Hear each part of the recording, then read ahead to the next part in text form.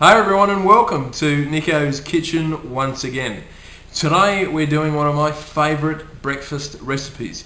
You could have this dish at any time of the day, but I love it for breakfast. It does require some skill, but it's also a very simple dish, and it's easy when you get the hang of it. Today we're making the perfect poached egg.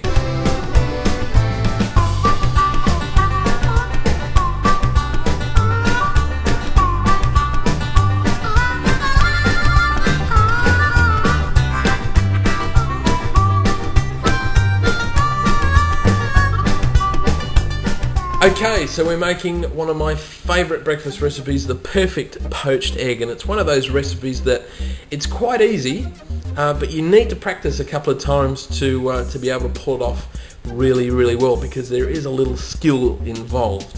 Not a lot of people think that poached egg is hard, but it can be pretty difficult, especially if you're starting off. So this is what you're going to need. Of course, you're going to need some eggs. Now, obviously, free-range eggs are the better option, okay? The best produce that you could possibly buy. However, if you can't afford it, you could just use normal, regular eggs, okay? But free-range does work best for this dish.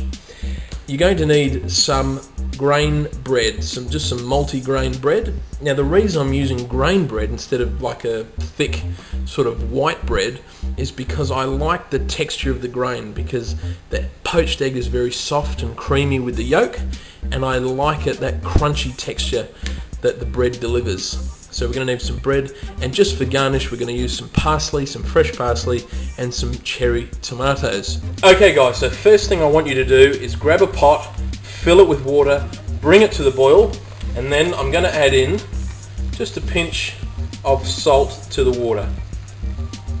Next thing I want you to do is grab a ramekin or a coffee mug or a small ceramic container like that, okay?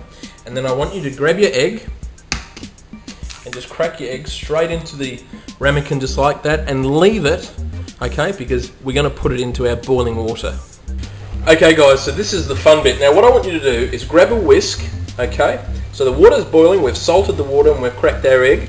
Then grab your whisk, okay, and just put it in there and start to move it, and we want a whirlpool action, okay? So once the water's going like that, we then, so I'm just going to show you very quickly guys, I'm not going to put the egg in right now, but I'm going to show you what to do.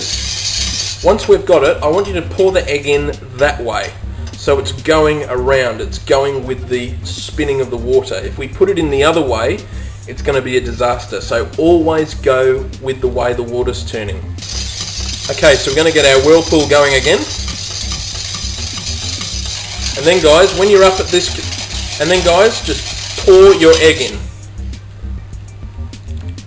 Just like that. So guys, you can see there that the poached, it's just wrapping itself up like a mozzarella ball, if you like, okay? As it's going around, that egg white is just wrapping itself around the yolk, and it looks fantastic. Now guys, you would leave this in here for probably about a minute and a half, okay? I like my egg nice and runny, so when I cut into it, it's oozing with eggy goodness. But if you want to cook it longer, you can go up to 3 minutes if you want it well done. And then guys, just take it out of the pot using a slotted spoon.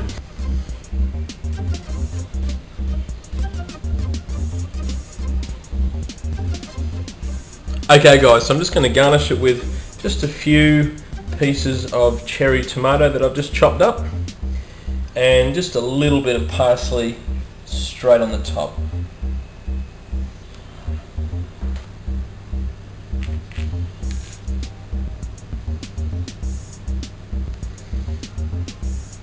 Just have a look at that.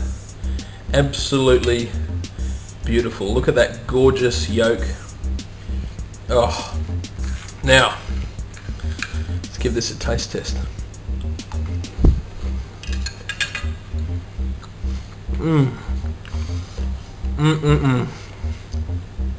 You don't need any butter. You've got the crunchiness of that bread, the grains, the tomato and the parsley just dance on the back of your mouth, and that runny yolk and that beautiful poached egg. Fantastic. You have to give this a go. Who said breakfast was boring? Okay guys, so as always the ingredients are in the sidebar. Just click more info for all the ingredients. You take care and I'll see you next time.